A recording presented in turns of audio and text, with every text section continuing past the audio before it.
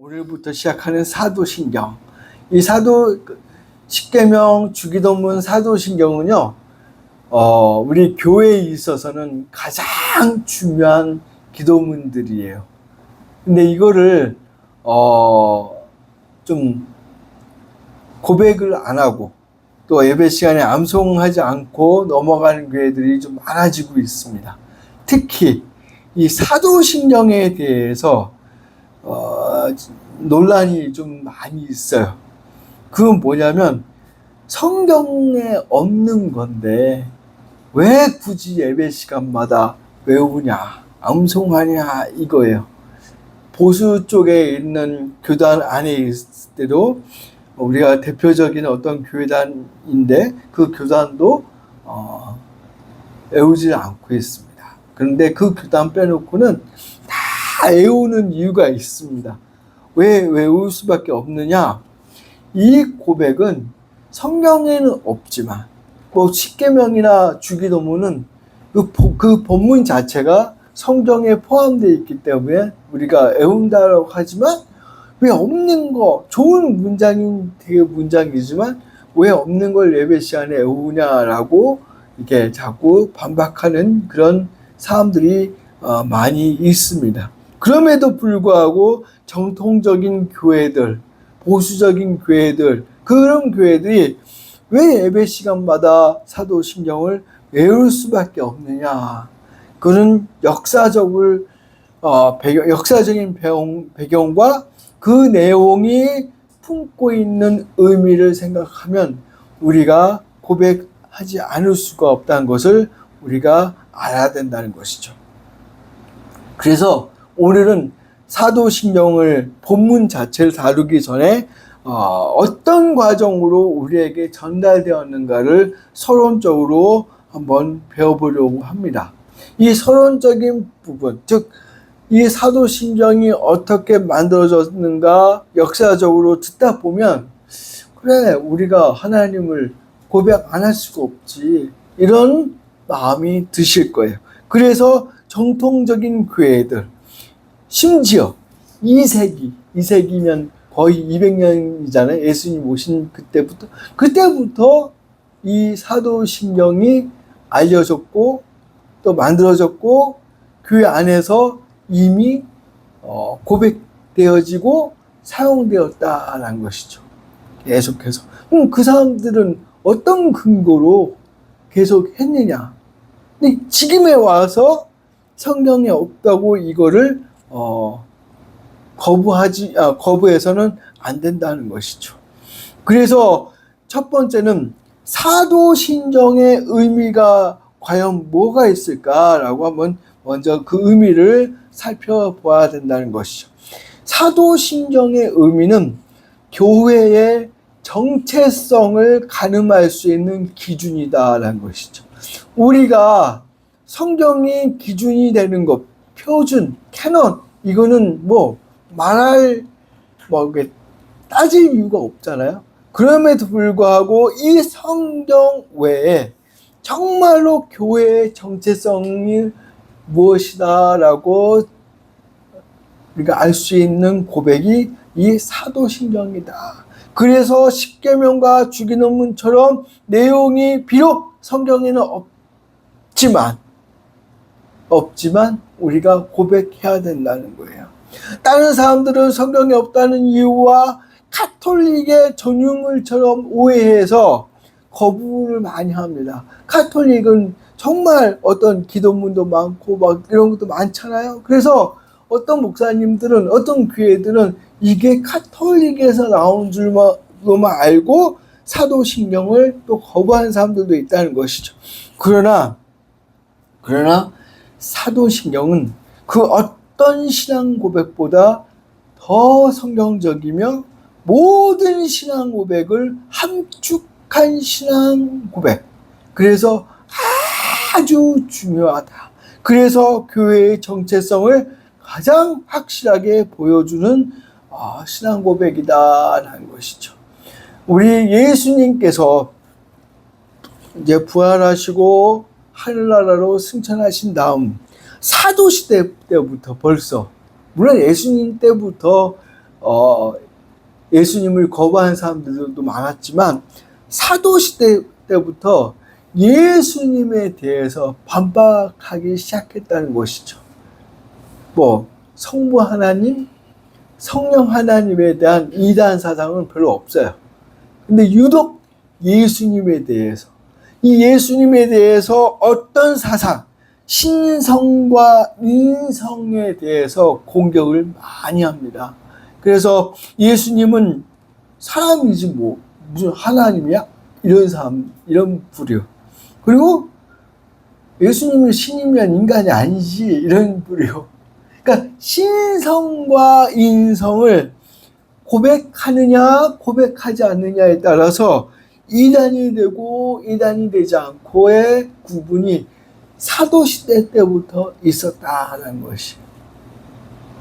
그래서 어떻게 보면 이 신앙 고백 사도신경뿐만 아니라 저희가 이제 나중에도 언급하겠지만 우리가 제가 종종 웨스터민스터 신앙 고백 이런 말 많이 하잖아요. 그게 우리 장로교의 모토가 되는 신앙 고백인데 그 전에도 하이델베르그 베이직 고백 또 기타 무슨 고백이 엄청 많아요. 엄청 많아요. 근데 그런 고백들이 왜 나왔느냐? 소위 말해서 이단 때문에 그래요. 이단 때문에. 그 이단들을 막기 위해서 잘못된 사상들을 거절하고 바른 신앙을 추구하기 위해서 만들어진 것들이 그 많은 고백들인데 그 고백들을 총망라하고 함축하다 보면 사도신경이 되더라는 것이죠. 그 누구도 그를 부인하지 못한다는 것이죠. 그래서 교회의 정체성을 가장 확실하게 보여주는 고백이 신앙 고백이다라는 것이죠. 그래서 사도시대 때부터 예수님을 고백하느냐, 신성을 고백하느냐, 인성을 고백하느냐, 그것이 문제였다는 것이에요. 그래서 성경책 마태복음 16장 16절 오늘 읽은 베드로의 고백이 아주 중요하다는 것이죠. 그리고 바울의 고백이 있어요. 로마서 1장 3절에서 4절, 빌립보서 2장 6절에서 11절, 예수님의 신성과 인성을 고백한 말씀들이에요. 그 베드로와 바울이 왜 예수님에 대한 신성과 인성을 고백할 수밖에 없었느냐? 그때부터 거부하는 사람들이 있었다는 것이죠. 야, 예수님 그래 훌륭한 사람이야. 신성을 거부하는 사람들이죠. 그래서 옛날부터 지금 그 책을 구하기가 참 힘든데 인간 예수라는 책이 있습니다.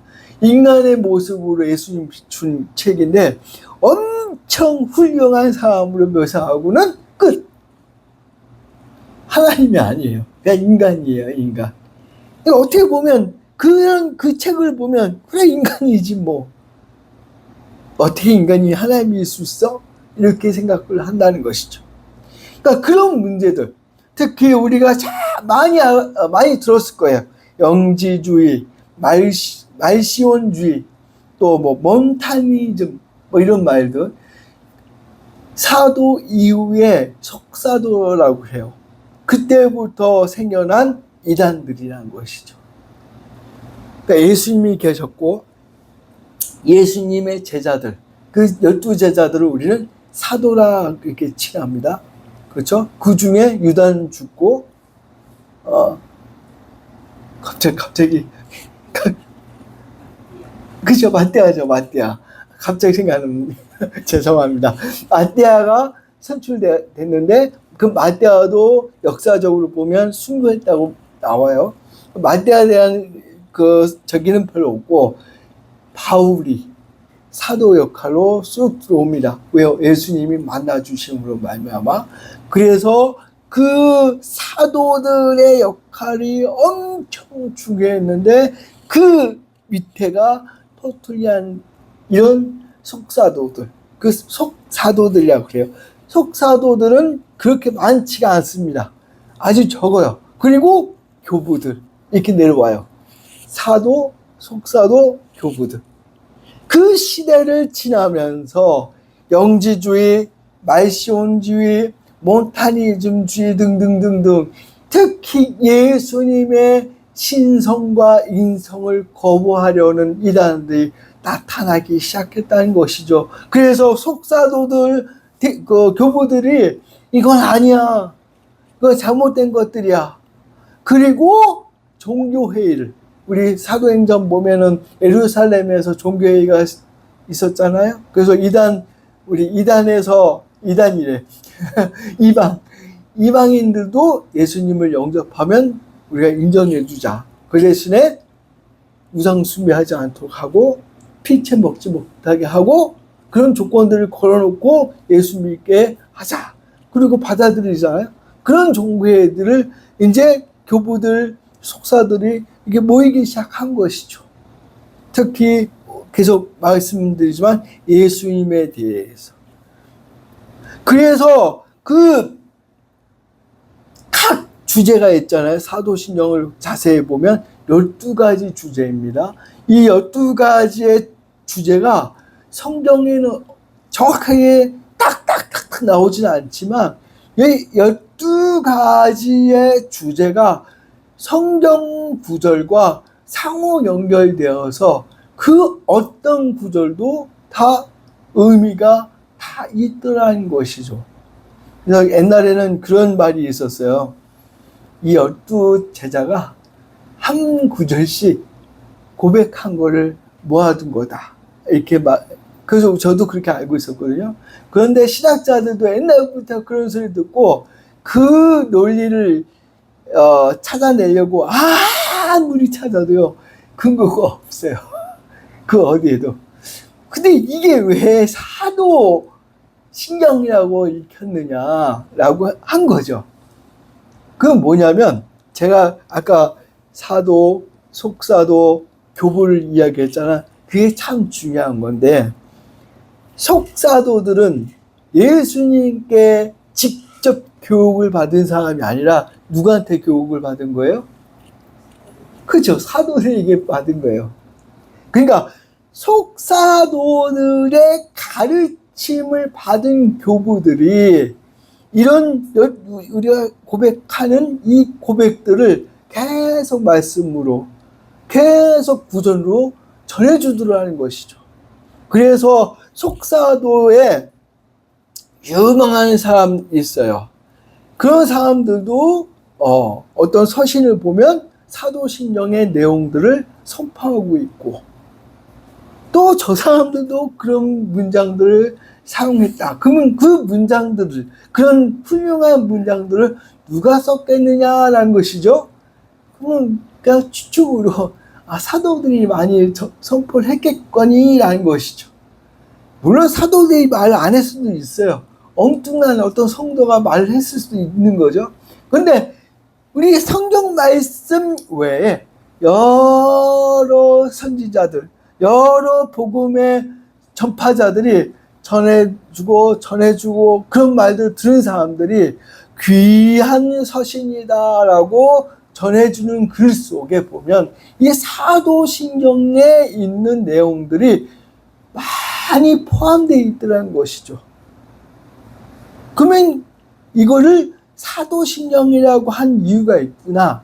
사도들의 신경이 아니고 사도적 신경이구나 라고 표현을 해야 되겠구나. 그러니까 사도들의 고백이 아니라 사도들에 의해서 전해져 있는, 그래서 많은 사람들이 고백할 수밖에 없는 그런 고백들이구나, 이렇게 표현을 하는 게 맞구나라는 것이죠. 그래서 벌써 1세기, 2세기부터 벌써 종교회의를 시작한 거예요. 왜냐? 이단들이 득실거리다 보니까. 그래서 다듬어지고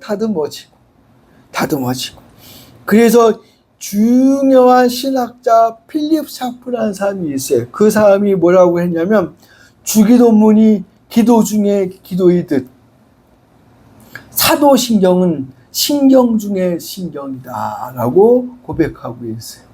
신경이 되게 중요하잖아요. 왜? 이단들을 대행해서 여러 가지의 주제를 놓고 신론, 기독론, 또 교회론, 또 뭐 내세론, 이런 식으로 주제별로 해서 성경이 어떻게 말씀하고 있다라는 거를 구조적으로, 그래서 조직신학이라고 그래요. 구조적으로 풀이했다 해서 조직신학인데, 그런 식으로 탁탁탁탁 나누면서 뭐 1세기, 2세기부터 회의를 통해서 만들고 3세기에도 만들고 또 4세기에도 만들고 막 이랬단 말이죠. 그 여러 회의를 통해서 어느 순간에 5세기에 들어서 지금의 신앙 고백처럼 거의 완성되었다라는 것이죠. 그 완성된 원문을 읽다 보면 어떻게 나오냐면, 전능하사 천지를 만드신 하나님 아버지를 내가 믿사오며 그의 아들 우리 주 예수 그리스도를 믿사오니 이는 성령으로 잉태하사 동정녀 마리아에게서 나시고 본디오 빌라도에게 고난을 받으사 십자가에 달려 죽으시고 장사 지냈다가 그는 문부에 내려 가셨고 3일 만에 죽은 자 가운데서 부활하사 하늘에 오르시고 전능하신 하나님 우편에 앉아 계시다가 저리로서 산자와 죽은 자를 심판하러 오시리라. 성령과 거룩한 공예와 성도의 교통, 죄의 용서, 몸이 다시 사는 것과 영생을 믿습니다. 아멘. 이렇게 조금 틀리지만 거의 비슷하잖아요. 이게 원문이 5세기에 거의 이렇게 만들어졌어요.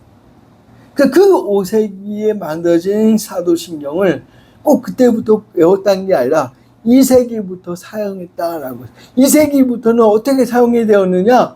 로마에 있는 교회가 세례를 줄 때에 벌써 이 고백으로 문답하기 시작했다는 것이죠. 당신은 전능하신 성부 하나님을 믿습니까? 물어요. 그러면 아멘. 그 고백을 해야 되는 거죠. 안 하면 안 주고. 당신은 성령으로 잉태하사 동정녀 마리아에게서 나시고 본디오 빌라도에게 고난을 받으사 죽으시고 죽은 자 가운데서 3일 만에 부활하신 그 하나님 예수님을 믿습니까? 아멘. 이렇게 문답을 했다는 것이죠. 했다는 거예요. 2세기 때부터. 그러니까 이 내용은 우리가 지금 고백하고 있는 사도신경하고 똑같잖아요. 근데 2세기부터, 아니 1세기부터 사용되던 이 기도문들, 그리고 2세기를 거쳐 5세기에 만들어져서 쭉 내려오던 이 기도문이 어떻게 카톨릭의 유산물입니까? 아니잖아요. 카톨릭은요, 더 후에 타락했어요. 그러니까 이 연구를 하려면 제대로 해야 되는 것이죠. 대충 누가 그러더라 한 걸 갖고, 야, 그거 사도신경 카톨릭 거야 하면 안 돼. 아니에요. 사도 때부터, 속사도 때부터, 교부들 때부터 고백이 되었던 그런 본문이었다는 것을 우리는 알아야 된다는 것입니다. 그래서 이 사도신경을 우리가 대할 때 그 태도는 정말 비록 십계명이나 주기도문처럼 그 내용이 성경에는 없지만 그 내용이 정확하게 성경의 내용과 일치하고 있다는 것을 알아야 돼요. 즉 성부 하나님, 성자 하나님, 성령 하나님, 그리고 교회와 종말론, 이게 정확하게 들어있다는 것이죠. 그게 그 중에 그 어느 것도 비성경적인 것은 하나도 없다는 것이죠.